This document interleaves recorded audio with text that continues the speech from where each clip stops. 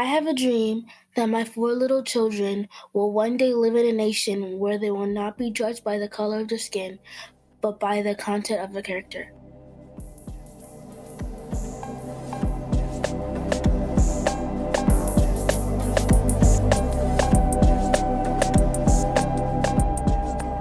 The third Monday in January marks Martin Luther King Jr. Day, and as I worked with James from Balancing Life's Issues, our DEIB Director, which stands for Diversity, Equity, Inclusion, and Belonging, I thought to myself, why do we celebrate MLK Day in January?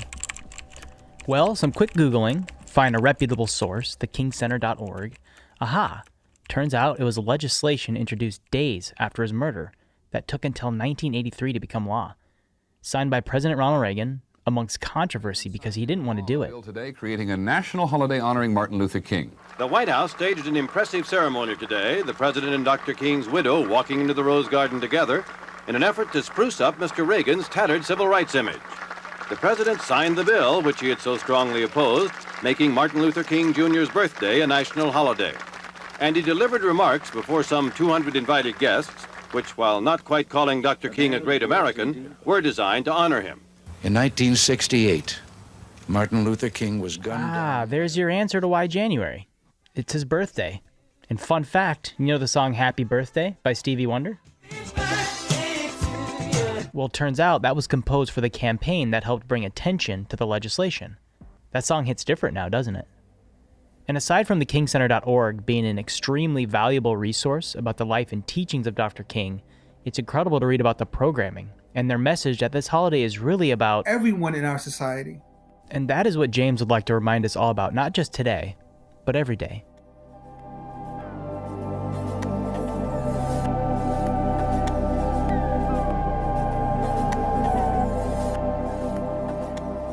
My name is James Francis, and I'm the DEIB Director here at Balancing Life Issues. And it's once again the top of the year. I find myself reflecting not only on the life and times and message of Dr. Martin Luther King Jr., but also his dream. And asking myself, has this dream become one that has been deferred? I feel that as a society should certainly move towards continuing to move the needle to become a more equitable and caring society. That was Dr. King's dream. And as a proud father of 2 beautiful, intelligent Black girls, I began to wonder what their feelings were. Even at 11 years old, what came out was, Dad, we all have a lot of work to do. And that's important. This is a way when speaking to younger people or speaking to a different generation, it's going to give you a different form of inspiration, a different perspective. And that's really the lens that I truly needed. We can certainly do other things to continue this message about Dr. King. One of them is certainly a virtual volunteer program. No matter where you are in the country, no matter what time you have, it's flexible. The ideas of Letters Against Isolation for senior citizens, for those who are veterans of this great country.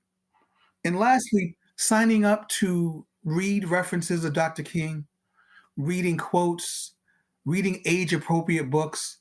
All of these things can be done. And my challenge to not only yourself, but to me, continue to do these things on a progressive basis. Not just January, not just February, but on a continual basis. That is how we impact and inspire change. I want to read this quote. We must accept finite disappointment, but never lose infinite hope. Never losing hope. Although Dr. King was murdered years ago, these words are still relevant today. With the things that tend to go on in our society at times, we are certainly making progress. But let's make sure that the dream has certainly not been deferred. Let's all take actions and steps to continue this dream for everyone in our society. For everyone. Thank you.